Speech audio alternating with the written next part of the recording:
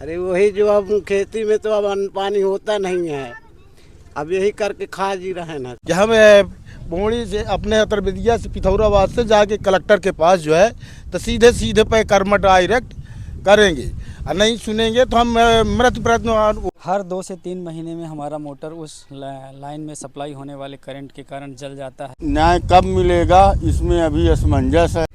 आज मैं सतना जिले के बांधी पिथौराबाद क्षेत्र में हूं। आप मेरे बगल में ये देख पा रहे होंगे, यहां पर भट्ठे लगाए जा रहे हैं, छोटे बच्चे भी काम कर रहे हैं। चर्चा का मेन विषय है कि यहां पर इनकी पट्टे की आराजी जो कि काफी कम है। यह सभी आदिवासी परिवार हैं, इनके खेतों से टावर लाइन गई है। कौन सी टावर लाइन? पावर ग्रिड की, जो हाई टेंशन वायर कहलाती है, जो बड़ी बड़ी वायर होती हैं, जहां से दूर दराज क्षेत्रों तक बिजली पहुंचाई जाती है।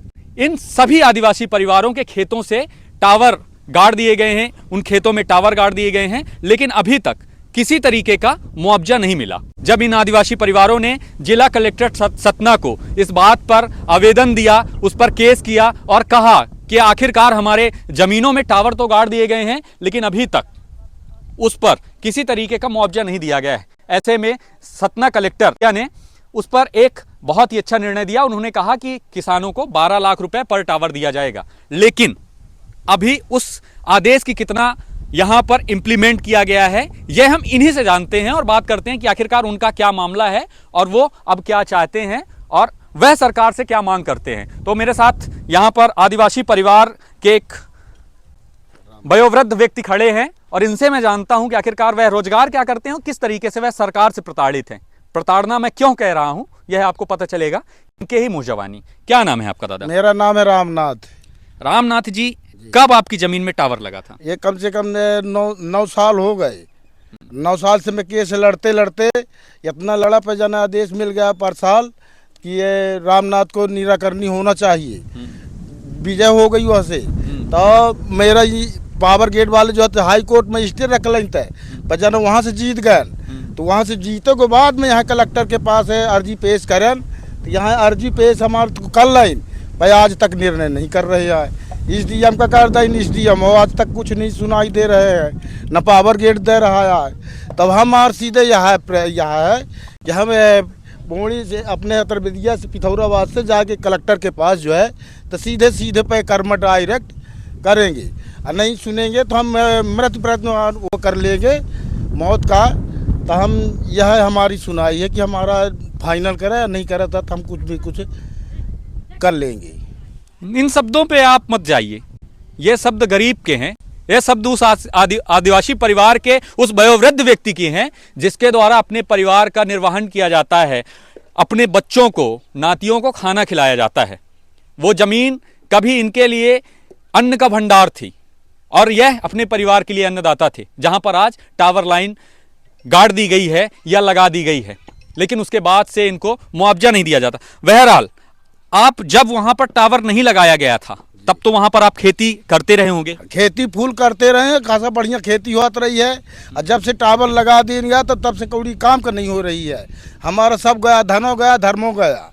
हमको न मुआवजा दे रहे न कुछ दे रहे, टपरो गाड़ के जबर पेली चले गए हैं। का सुनाई करते रहे कि यदि टावर नहीं गाड़ने दोगे तो हम सरकारी ज़मीन कर देंगे, हमारी पट्टाई ज़मीन को हैं। तो कैसो हमारा मुआवजा ही नहीं बंटवारा कर रहे हैं, न कलेक्टर साहब सुनाई दे रहे हैं, न SDM दे रहे हैं, और न पावर गेट का कुछ कसावट देती है कि पावर गेट हमारा पंचायत निर्धारित करे।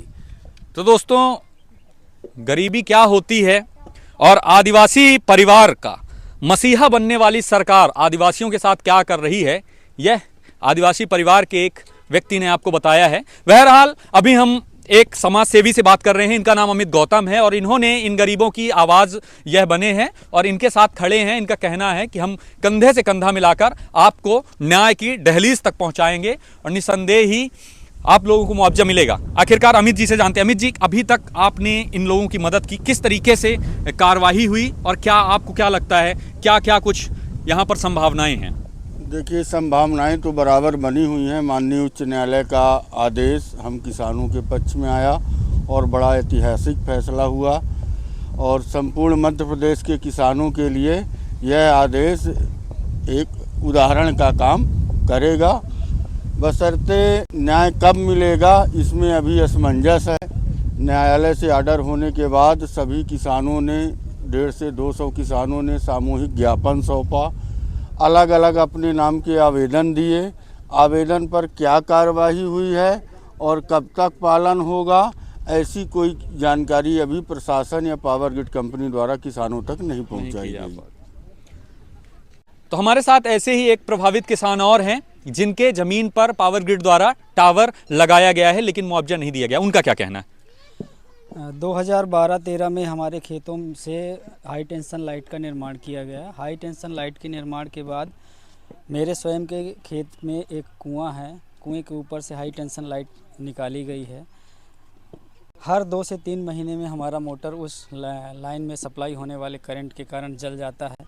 ऐसा कभी नहीं हुआ कि 2-2, 3-3 महीने में बार बार मोटर जले। बहुत सारे किसानों ने ऐसी शिकायतें भी दर्ज कराई हैं, उनके बोरवेल जल जाते हैं। अभी अभी एक मैटर आया था राजेश सिंह परिहार जी का नंदहा में, उनके घर के छत का निर्माण हो रहा था तो छत की ढलाई में 4 बार वाइब्रेटर मशीन जली, सिर्फ हाई टेंशन लाइट के कारण। तो किसान बहुत ज़्यादा हाई टेंशन लाइट से प्रभावित और परेशान है। किसान और कोई मांग नहीं कर रहा है। जो आदरणीय कलेक्टर महोदय द्वारा 12 लाख रुपए प्रति टावर और 3000 रुपये प्रति रनिंग मीटर का निर्धारण किया गया है, उतनी ही मांग कर रहा है। अनलीगल किसी तरीके की कोई डिमांड नहीं है।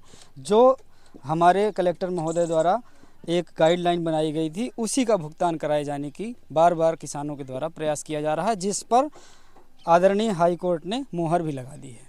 हाई कोर्ट ने मोहर भी लगा दी है। निश्चित तौर पर देखिए, कोई भी काम छोटा या बड़ा नहीं होता है, किसी भी तरीके का काम छोटा या बड़ा नहीं होता है। आप देख पा रहे होंगे यहाँ पर कुछ लोग अपने पूरे परिवार के साथ लगे हुए हैं। निश्चित तौर पर जब लोगों की आय का स्रोत कुछ नहीं होता है और परिवार, जब जैसे कि मैंने आपको बताया कि यहाँ पर अधिकतर वह परिवार हैं जो आदिवासी फैमिली से बिलोंग करते हैं, तो आप देख पा रहे होंगे कि वह मेहनत करते हैं, मजदूरी करते हैं और उन्हें यह सोचने का समय ही नहीं मिलता कि हमारे बच्चे क्या कर रहे हैं या नहीं कर रहे हैं। उन्हें सबसे पहली प्राथमिकता होती है तो वो होती है कि उनका पेट भरना, और इसीलिए ये लगे हुए हैं। इनसे बात करते हैं। आखिरकार क्या नाम है भैया आपका? विष्णु कौल।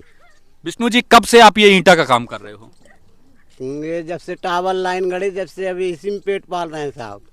हाँ, ये छोटे छोटे बच्चे भी ईंट का काम करते हैं। हालांकि अभी मैं जब पहले आया तो इनके हाथों में पुस्तकें मुझे दिखी थी, लेकिन बहुत कम समय के लिए। आखिर क्या ऐसी मजबूरी पड़ रही है? अरे वही जो अब खेती में तो अब अन्न पानी होता नहीं है, अब यही करके खा जी रहे हैं साहब। हाँ, समय बच्चों को नहीं दे पाते हैं। कहाँ पढ़ाने लिखाने तक को समय नहीं दे पाते, आ जाते हैं ईंट पारने तो पढ़ भी नहीं पाते हैं।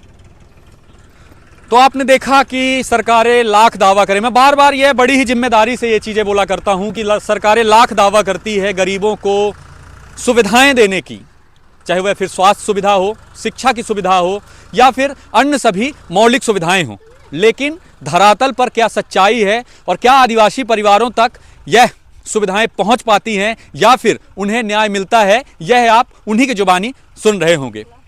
आशा करता हूं कि यह वीडियो जिम्मेदार के कानों तक जाएगी और ये छोटी सी मेरी क्लिप या वीडियो इनकी मदद कर पाएगी। तब तक के लिए बने रहिए